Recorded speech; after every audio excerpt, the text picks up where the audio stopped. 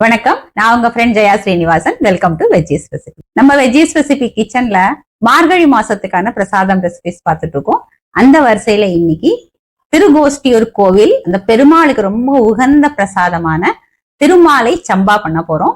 திருகோஷ்டியூர் எல்லாருக்குமே தெரிஞ்சிருக்கும், புதுக்கோட்டை பக்கத்துல இருக்கு. 108 திவ்ய தேசத்துல ஒரு கோவில். பெருமாள் சௌமிய நாராயண பெருமாள். ரொம்ப விசேஷமான கோவில்.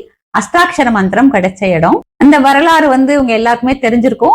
இல்ல அந்த கோவிலுக்கு போனோம்னா அங்க ஒருத்தர் ரொம்ப அழகா சொல்லுவார். அந்த கோவில்ல தெப்போற்சவம் ரொம்ப ரொம்ப விசேஷம். அந்த பெருமாள் தெப்பத்துல இருக்கும்போது அங்க சுத்தி நிறைய விளக்கேத்துவா. எந்த அளவுக்கு விளக்கேத்துவா அப்படின்னா, நம்ம ஒரு 2 விளக்கு ஏத்துறா நம்ம இடம் தேட வேண்டியதா இருக்கும். அவ்வளவு விளக்குகள் அங்க ஏத்துவா.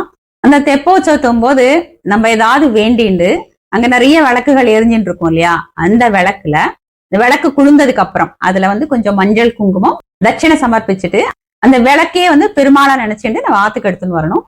டெய்லி நம்ம விளக்கேற்றும் போது தூப தீபம் நைவேத்தியம் எல்லாம் பண்ணிட்டு டெய்லி நம்ம அந்த வேண்டுதலை அவர்கிட்ட வேண்டிக்கணும். இந்த மாதிரி பண்ணும்போது நம்ம நினைச்சது ரொம்ப சீக்கிரமே நடந்துடும் அப்படிங்கிற ஒரு ஐதீகம் இருக்கு. நமக்கு அந்த வேண்டுதல் நிறைவேறினதுக்கு அப்புறம் அடுத்த தெப்பத்துக்கு போயிட்டு நம்ம எடுத்துன்னு வந்திருப்போம் இல்லையா, அந்த விளக்கு அதோட இன்னும் கொஞ்சம் விளக்குகள், அதாவது நமக்கு எவ்வளவு முடியுமோ நம்ம என்ன சக்தியோ எடுத்துன்னு போய் அந்த விளக்கு எல்லாத்தையும் அவங்க ஏத்திட்டு பெருமாளை சேவிச்சுட்டு நன்றி சொல்லிட்டு வரணும். அதனாலதான் அந்த தெப்பத்தை சுத்தி அவ்வளவு விளக்குகள், அத்தனை பேருக்குமே வேண்டுதல்கள் அவ்வளவு நிறைவேறும். ஒருவேளை தெப்பம் டைம்ல நம்மளால போக முடியல அப்படின்னா கோவில்ல பெருமாள் கிட்ட பட்டர் சுவாமி இருப்பார், அவர்கிட்ட நம்ம கேட்டோம் அப்படின்னா அவரு உங்களோட வேண்டுதல் என்ன அப்படின்னு கேட்டு சங்கல்பம் பண்ணி நமக்கு அங்கிருந்து விளக்கு கொடுப்பார். ஆத்துக்கு எடுத்துன்னு இதே மாதிரி நம்ம பூஜை பண்ணணும். இது ரொம்ப அங்க விசேஷம். அதனால இது தெப்போற்சவத்தை விளக்கு திருநாள் அப்படின்னு கூட சொல்லுவா. அந்த பெருமாளுக்கு விசேஷமான பிரசாதம் தான் திருமாலை சம்பா. இதுல என்ன ஸ்பெஷல் அப்படின்னா, இதுல மிளகாயே சேர்க்க மாட்டோம், பெருங்காயம் எல்லாம் எதுவுமே இருக்காது, பருப்பே சேர்க்காத ஒரு சாம்பார் சாதம் மாதிரி இருக்கும். டெய்லி எங்க பெருமாளுக்கு இது அம்சியாகும். இந்த திருமாலை சம்பா நம்ம ஆத்துல எப்படி பண்றது அப்படின்னு இன்னைக்கு நம்ம பார்க்கலாம். ஃபர்ஸ்ட் டைம் சேனலை பாக்குறீங்கன்னா ப்ளீஸ் சப்ஸ்கிரைப் பண்ணுங்க. பெல் ஐகானை கிளிக் பண்ணி ஆல் ஆப்ஷன் கொடுத்துட்டீங்கன்னா நான் போடக்கூடிய எல்லா வீடியோஸும் குவிக்கா உங்களுக்கு ரீச் ஆகும். திருகோஷ்டியூர் பெருமாளுக்கு உகந்த பிரசாதமான திருமாலை சம்பா ஈஸியா எப்படி பண்றது அப்படின்னு பார்க்கலாம். 1 கப்பு உளுத்தம்பருப்பு எடுத்துட்டு இருக்கேன். இதை நல்லா வாஷ் பண்ணிட்டு 1 மணி நேரம் ஊற வச்சுக்கணும். நம்ம மெதுவடைக்கெல்லாம் அரைப்போம் இல்லையா, அதை போல எதுவுமே சேர்க்காம வெறும் உளுத்தம்பருப்பை மட்டும் நல்லா வெண்ணெய் போல அரைச்சு எடுத்துக்கணும். புளி நல்லா ஒரு பெரிய நெல்லிக்காய் அளவுக்கு புளியை எடுத்துட்டு நல்லா வாஷ் பண்ணிட்டு வெந்நீர்ல ஊற வச்சுட்டோம்னா ஒரு 10 நிமிஷத்துல ஊறிடும். அதுக்கப்புறம் புளி ஜலம் கரைச்சி எடுத்துக்கலாம்.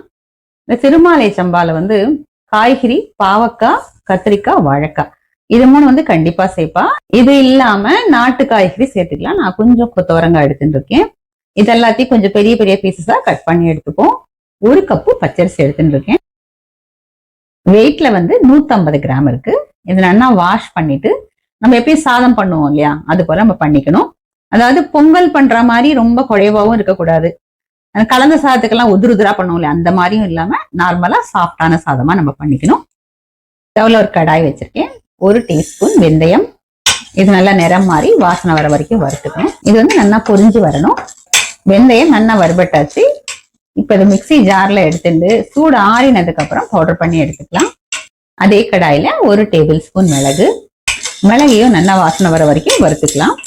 மிளகு நல்லா வறுபட்டு எடுத்து இதுவும் சூடு ஆறினதுக்கு அப்புறம் நம்ம பவுடர் பண்ணி எடுத்துக்கணும். அதாவது வெந்தயத்தையும் மிளகையும் தனித்தனியா நம்ம பவுடர் பண்ணிக்கணும். அதே கடாயில 2 டேபிள் ஸ்பூன் நல்லெண்ணெய், 1 டேபிள் ஸ்பூன் நெய். எண்ணெய் சூடானதும் 1 டீஸ்பூன் கடுகு. கடுகு வெடிச்சதும் கொஞ்சம் கருவேப்பிலை. நம்ம கட் பண்ணி வச்சிருக்கிற பாவக்காய், கொத்தவரங்காய். பாவக்காயில விதை இருந்தது ஹார்டா இருந்ததுன்னா எடுத்துருங்க.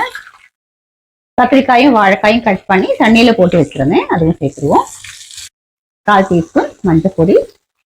நல்லா கலந்து விட்டுக்கலாம். காய்கறி ஒரு 50% நமக்கு இதுலயே வதங்கிடணும். இந்த காய்கறி நல்லா வதங்கட்டும். காய்கறி ஒரு 50% வதங்கிடுது. நம்ம கரைச்சி வச்சிருக்கிற புளிஜலத்தை சேர்த்துக்கலாம். புளிஜலம் ரொம்ப திக்கா இல்லாம கொஞ்சம் தண்ணியாவே சேர்த்துப்போம். நம்ம ஊற வச்ச புளிய ஒரு 2 கப்பு ஜலம் விட்டு நான் கரைச்சி எடுத்துட்டு இருக்கேன். தேவையான அளவு உப்பு சேர்த்துடலாம். இந்த புளி ஜலம் பச்சை வாசனை போக நல்லா கொதிக்கட்டும். காய்கறியும் ஃபுல்லா வெந்துடட்டும். இதில் நான் எதுவுமே சேர்க்கல, வெறும் ஊற வச்ச உளுத்தம் பருப்பை நல்லா இது போல வெண்ணெய் போல அரைச்சு எடுத்துட்டு இருக்கேன். இதுக்கு தேவையான அளவு உப்பு சேர்த்துக்கலாம். இதை நல்லா மிக்ஸ் பண்ணிப்போம். உப்பு ஈவனா மிக்ஸ் ஆகணும். இது போல மிக்ஸ் பண்றதுனால மாவுல வந்து ஏர் பபிள்ஸ் ஃபார்ம் ஆகும். அதனால மாவு வந்து நல்லா ஃபிளஃபியா வரும். அதுக்கப்புறம் நம்ம போண்டா பண்ணும்போதும் நல்லா சாஃப்டா வரும். ரொம்ப எண்ணெய் குடிக்காமையும் இருக்கும். நம்ம அந்த போண்டா போடுற பதத்துக்கு மாவு வந்துட்டு பாருங்க.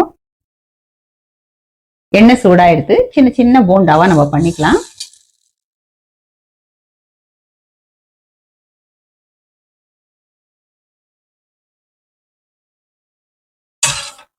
ஆனா திருப்பி திருப்பி விட்டு கோல்டன் கலர் வர வரைக்கும் நம்ம ஃப்ரை பண்ணி எடுத்துக்கணும். பாருங்க நல்லா ஃப்ரையா எடுத்து நம்ம எடுத்துக்கலாம். பொரிச்சதை நம்ம ஒரு பிளேட்ல எடுத்துப்போம்.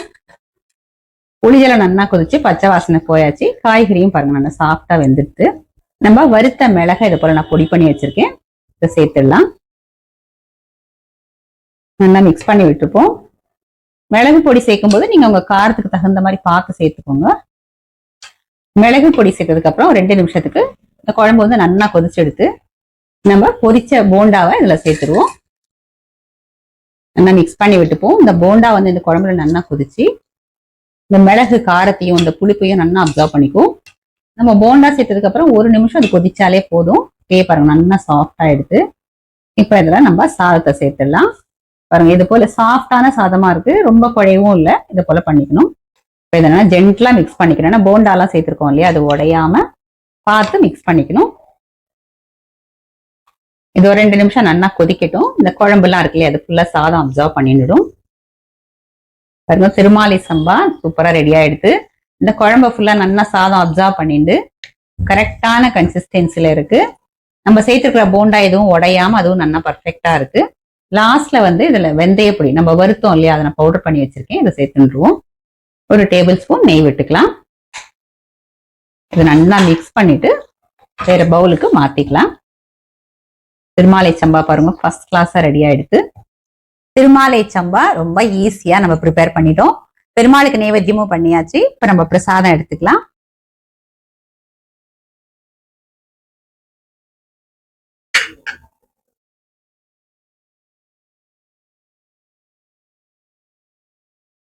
பெருமாள் வந்து ரொம்ப நல்லா அமைச்சிருக்கார்.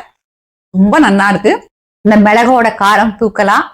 அந்த புளியும் வந்து கரெக்டா இருக்கு. இந்த போண்டா எல்லாமே நல்லா சாஃப்டா ரொம்பவே சூப்பரா இருக்கு. இது கொஞ்சம் வந்து நம்ம மிளகெல்லாம் சேர்த்ததுனால புளியோதரை டேஸ்டும் இருக்கும்.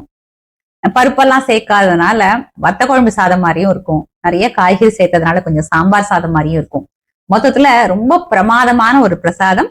இது அந்த சின்ன சின்னதா போண்டா பொரிச்சு போடுறதுதான் ரொம்பவே விசேஷமா இருக்கும். இந்த மார்கழி மாசத்துல திருக்கோஷ்டியூர் பெருமாளுக்கு ரொம்ப உகந்த பிரசாதமான திருமாலை சம்பா நீங்க ஆத்துல ப்ரிப்பேர் பண்ணி சுவாமிக்கு நைவேத்தியம் பண்ணுங்க. கண்டிப்பா சூப்பரா அமையும். ட்ரை பண்ணி பார்த்துட்டு எப்படி வந்ததுன்னு கமெண்ட்ல சொல்லுங்க. லைக் பண்ணுங்க. உங்க ஃப்ரெண்ட்ஸ் அண்ட் ஃபேமிலியோட ஷேர் பண்ணுங்க. இன்னொரு மார்கழி மாத பிரசாத ரெசிபியோட நாளைக்கு நம்ம மீட் பண்ணலாம். தேங்க்ஸ் ஃபார் வாட்சிங்.